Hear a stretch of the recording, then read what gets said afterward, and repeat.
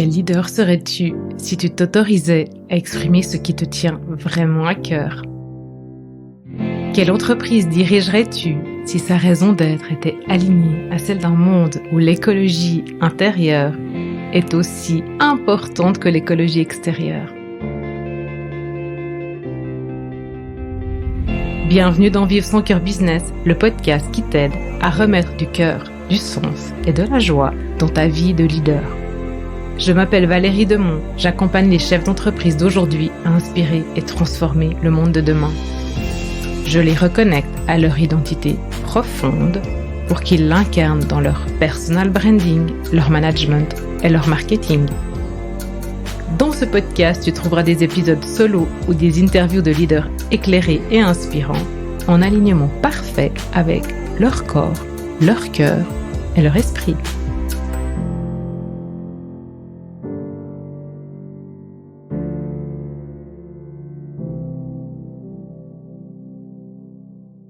Donc, je vous retrouve pour ce deuxième épisode de Power.life avec mon retour. Dans ce deuxième épisode, donc je vais pas revenir sur l'ambiance qui a été créée et puis les points que j'ai retenus du premier jour. Ça, vous le retrouvez dans l'autre épisode. Si tout d'un coup vous commencez par celui-ci, c'est égal en fait. Mais je pense que c'est important que vous écoutiez les deux, même en avance rapide, si tous les points que je retiens moins vous parlent pas, mais de pouvoir vraiment saisir l'ambiance qu'il y avait. Alors, sur le deuxième jour, bien sûr, Métaverse a été abordé, mais aussi Gaiaverse, l'univers de notre terre-mère, le vivant, la nature, voilà. Et puis le Betterverse, un univers où c'est mieux parce qu'on prend soin loin de l'autre, du collectif, pour se protéger, prendre soin de soi. Et cette journée-là, elle commence par une méditation très très belle, très terre à terre, notamment sur le fait de s'autoriser à descendre dans son cœur pour se pardonner. Et c'est Stéphanie Caravello qui a guidé cette méditation et je vous invite vraiment, ça n'a rien du tout d'ésotérique, c'était très très fort et très en connexion, évidemment ciel-terre parce que c'est l'objet de la méditation, mais en retour à soi, se pardonner à soi en fait pour tout ce qui a été fait ou dit ou vécu dans notre vie. Et c'était très très beau. Allez voir ce que fait Stéphanie Caravello et s'il y a peut-être des méditations qu'elle fait en ligne, voilà, parce que je pense que c'est dans toutes les méditations que j'ai suivies, je pense que c'est ce qui peut le plus, à part les miennes, convenir à un leader entrepreneur. Et elle le fait en anglais, donc voilà. Mais si vous parlez pas l'anglais, allez attraper les miennes sur le site de greenheart.business. En parlant d'intention de cœur, dans l'intro, en fait, Loïc Lemeur et Magdalena, sa compagne, en fait, ils s'asseyent vraiment sur le canapé, là, sur scène, et nous partagent un bout de leur discussion, de ce qui se disait, voilà, au sortir de la première journée, de pourquoi ils font ça, quoi. Et là, leur échange, c'était très intime et spontané, c'est pas appris par cœur, et donc ça vient vraiment du fond d'eux. Et donc il y a une forme d'humanité, en fait, de vulnérabilité, d'ouverture, de gratitude, enfin toutes ces valeurs du cœur, en fait, qui sont là. Et c'était très très beau de les avoir en introduction avec la méditation de Stéphanie Caravello. Comme pour le premier jour, je vais vous partager dans cet épisode 3 coups de cœur. Alors, le premier, et je crois que toute la salle s'accordera pour dire qu'ils ont kiffé, parce que le nombre de personnes qui levaient la main, c'était juste impressionnant, c'est l'intervention de Romain Dian et son livre Humain. Romain, il nous raconte sa vie en 19 et 30 ans. En partant de la chanson Heal the World, Make a Better Place, vous savez, la chanson de Michael Jackson. Et cette chanson, il la chantait enfant avec son frère. Et puis en fait, sa vie, elle l'a conduit à être un entrepreneur qui possédait plein de boîtes de nuit en France, dont notamment la boîte de nuit Régine à Paris, je sais pas si vous connaissez, en tout cas moi ça a résonné quand il a dit ça, où il fait consommer de l'alcool aux gens. Et ça, sans mauvaise intention, en fait. Il s'est pas rendu compte, en fait, que il était pas en train de soigner le monde pour en faire une place meilleure, mais plutôt de le dégrader. Il raconte aussi comment il était accro au faire, au toujours plus, au succès, à la reconnaissance, à l'apparence, jusqu'au jour où il s'est cramé. Une fois qu'il s'est cramé, donc il prend des antidépresseurs pour pouvoir vendre ses entreprises, il prend un avion, il part en Amazonie. Et là, il se passe quelque chose au moment où il connecte avec la nature qu'il n'avait pas connue, parce que dans Paris, il ne s'est pas rendu compte de ce qui se passait dans la nature.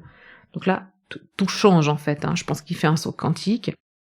Depuis là, donc ça s'est passé pour lui fin 2015, en plus il y a eu les attentats là, à Paris à ce moment-là, donc début 2016, il arrive en Amazonie, et depuis ce moment-là, il est hyper connecté, il en apprend de plus en plus sur les sagesses ancestrales entre l'Inde et l'Amazonie, sur ce qui était existant en lui, ce qui était endormi. Aujourd'hui, et je reprends ces mots, il est libre, simplement libre. Et son nouveau but, c'est vivre avec intégrité, son intégrité, qu'il définit comme honnêteté et cohérence entre pensée, mots, action. Waouh. Et il termine son talk, et je le cite. Alors c'était en anglais, mais je le cite en français. La transition arrive de l'individu par l'individu vers le collectif, et c'est notre responsabilité à chacun de faire ce changement intérieur. Et c'est cela qui nous amènera au monde conscient qu'on veut créer. Namasté. La deuxième personne dont j'ai envie de vous parler, c'est Mamadou Quinjin Touré, qui nous a parlé de Ubuntu. Et Ubuntu, c'est j'existe parce que tu es, ou je suis parce que tu existes. Et tout est interconnecté. Bien sûr, il nous parle de ses projets et donc de cette interconnexion, donc du collectif, la collectivité. Moi, j'ai adoré parce qu'il nous a fait ressentir ce que c'est Ubuntu. Donc, il nous a fait nous lever, répéter après lui Ubuntu, Ubuntu. Et ensuite, il nous a demandé de nous prendre par les mains, tous, et de répéter Ubuntu. Et là, alors, je pense qu'une partie des gens n'ont pas senti, mais moi j'ai senti cette énergie, ce puissant changement que ça fait d'être connectés les uns aux autres, quoi. On sent l'énergie qui change, la vie qui circule, si on veut s'autoriser à le sentir, bien sûr. Et Mamadou, lui, il nous parle du Better Verse, un projet de cœur qui invite à tester ce que pourrait être notre terre et à quoi elle pourrait ressembler. Il nous invite à nous unir, à nous rassembler. Et il y a une de ces phrases qui m'a particulièrement touchée et vraiment amenée à réfléchir, surtout après les périodes qu'on a vécues et qu'on va vivre encore, c'est « Donne à manger à ton voisin, cela lui évitera de te piller ». Et là, il mentionne en fait qu'il s'agit pour se protéger, il faut prendre soin de l'autre. Aider l'autre, c'est se protéger soi-même. C'est Ubuntu. En Kundalini, en fait, nous, on utilise le mantra Hami Hum Brahm Hum, qui veut dire we are one. Donc, nous sommes qui nous sommes, et je suis, et nous sommes un, en fait, et je suis ton cœur, tu es mon cœur. On vient tous de la même source, du même endroit. ouais, moi ça m'interpelle beaucoup en fait dans cette notion de solidarité et oui, je suis capable de ressentir l'autre, ce qui est parfois très très difficile pour moi. Mais du coup, jusqu'où est-ce que je peux aller dans la solidarité? Est-ce que je suis prête à renoncer à mon propre confort et pour l'autre, quoi? Et c'est très intéressant en fait ce que ça amène comme réflexion. Donc voilà pour le deuxième point. Et puis finalement, il y a un troisième point avec 3 femmes, 3 sœurs qui sont intervenues en tout début de matinée après la méditation et qui ont parlé du Gaïaverse, de la terre-mère, de notre planète. Alors bien sûr avec le côté aussi, on va dire sagesse ancestrale, magique, invisible, canalisation, peut-être même un côté sorcier, sorcière, voilà, chaman, hein, qui est sorcière d'ici sont les chamans de là-bas, ou peut-être druide ou voilà. Et néanmoins, avec un côté hyper scientifique, parce que si j'ai bien compris, 2 de ces femmes sont des scientifiques, dont une est biologiste, quoi. Donc il y a vraiment le lien entre tout, et c'était vraiment magnifique en fait de voir ce lien. Et elles parlent toutes les 3 de revenir à l'amour, à la conscience de la création, de pourquoi on fait les choses et de peu importe ce que c'est ce qu'on fait, c'est important que ce soit aligné aux sagesses ancestrales, à ces anciennes technologies, donc d'aller les chercher en nous. Et elle parle d'éco-entrepreneuriat. L'éco-entrepreneuriat qui met la vie au centre du processus et pas l'argent.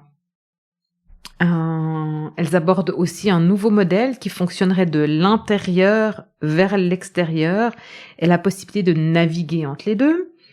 Parce que le challenge, c'est comment on fait les choses. Et donc, elles appellent au questionnement dans chacune de nos actions. Et ces questions, c'est est-ce que ce que je fais amène une réciprocité? Donc, ok, je prends, mais est-ce que je redonne? Et est-ce que ce que je fais régénère ou dégrade? Et rien que ces 2 questions, je crois que si chacun de nos actes qu'on fait aujourd'hui dans nos entreprises, on se pose ces questions-là, ça change tout. Et si on fait tout à partir de là, ou à partir de Ubuntu, je pense que ça changera déjà tout. On a déjà de grandes pistes, rien qu'avec ça. Donc voilà, j'aurais envie vraiment de vous partager encore beaucoup de choses sur ce qui a été dit. Je veux pas faire un épisode trop long, parce que le premier épisode était déjà long. Donc voilà pour cette seconde journée. Évidemment, il y a encore beaucoup d'autres choses, hein, parce que ça a parlé de Green Token, du projet Ocean Cleanup, voilà, mais bon, l'objectif c'était vraiment mes coups de cœur, et puis ça c'est mes coups de cœur de cette deuxième journée. Pour conclure, en fait, mon retour et mon ressenti sur Pawa, moi ça m'a vraiment, mais profondément touchée, parce que ça me montre une fois de plus que tous ces mondes, et puis je veux pas parler seulement de l'invisible ou des sagesses ancestrales ou de la spiritualité, mais pour moi ça c'est là, ça existe, ça fait partie de nous, qu'on le veuille ou pas, mais il y a aussi toutes ces autres dimensions, toutes ces autres couches qui existent, et je crois qu'aujourd'hui tout est interconnecté, et c'est à nous de faire le chemin intérieur, de vouloir en fait, de nous autoriser à aller à l'intérieur pour pouvoir appréhender ce qui vient, le grand changement qui vient, et là on est en chemin, en préparation sur ce chemin, et ces journées elles m'ont vraiment confortée dans tout ce que je pense déjà, et même amené encore presque de l'assurance, et puis de l'engouement et de l'envie de vous transmettre, vous aider encore plus à avancer sur ce chemin qui est pas facile, parce que c'est pas facile de composer avec tout ça, et de vivre avec cette dimension on va dire, spirituelles ou avec plus d'humanité dans nos quotidiens, quoi. C'est un challenge, hein, on doit désapprendre ou upgrader ou ouvrir, non pas upgrader, ouvrir une partie de nous. Enfin, je veux dire, pour moi, ça fait 40 ans, un peu moins, parce que ça fait longtemps que je suis sur ce chemin, mais que j'ai un ancien fonctionnement, en fait, qui fait partie de moi et qui revient de temps en temps au galop, quoi. Donc, vraiment, conscience, recul, présence, voilà. Et donc, moi, ces 2 jours me ramènent vraiment à ce fait qu'il y a que nous qui avions la clé du coffre-fort qu'on a en nous. Et ce coffre-fort, il est rempli d'or.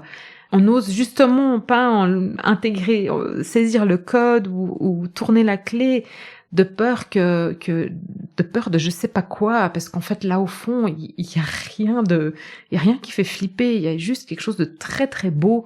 Mais je pense mental et ego nous empêchent en fait d'aller là. Donc il faut apprendre à lâcher ça et les utiliser seulement quand ils sont dans leur plein pouvoir, aussi dans leur plein potentiel. Et moi, ça me ramène en fait à mes 2 ans de formation de yoga et à ma pratique du yoga, et où notre prof de philosophie a, je crois, répété 10 fois par cours, et puis même dans les méditations, voilà, dans toutes les retraites que j'ai faites et que j'ai faites depuis bien plus que 2 ans, et ces mots allow, dare, donc se permettre, s'autoriser, oser aller au fond, parce que c'est là que résident toutes les solutions dont on a besoin aujourd'hui, parce que c'est le cerveau rationnel qui nous a conduits à ce point de non-retour, et que c'est seulement en l'alliant, lui, avec le cerveau de cœur, qu'on pourra amener des solutions qui sont créées à partir d'un état qui n'a pas créé le problème. Je sais pas si vous me suivez, mais voilà, vraiment créer des solutions à partir d'un autre état de perception de la réalité. Un état qui montre des opportunités et qui est pas concentré sur les problèmes. Voilà, donc je terminerai en vous disant que on a accès à un potentiel immense, gratuit.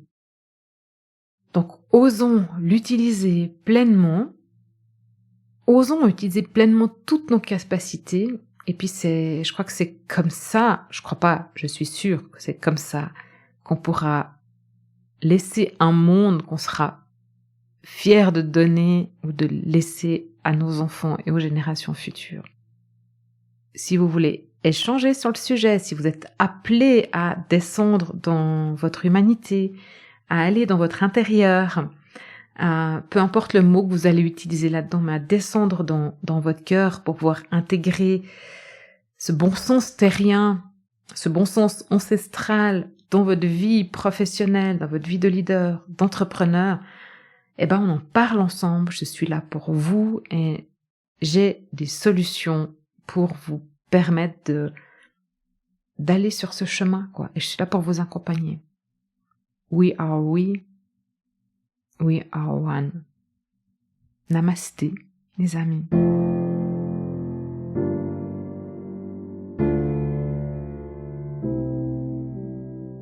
Et voilà, c'est tout pour aujourd'hui. Je vous invite à prendre une action, un engagement envers vous-même, vos collègues, vos partenaires ou encore votre entreprise. Car tout commence et se poursuit un pas après l'autre. Si vous avez apprécié cet épisode de podcast, encouragez sa diffusion en le partageant avec les personnes qui comptent pour vous et donnez-lui des étoiles sur Apple Podcast ou sur votre plateforme d'écoute favorite. Pour être certain de recevoir tous les épisodes, abonnez-vous à notre newsletter sur greenheart.business/newsletter.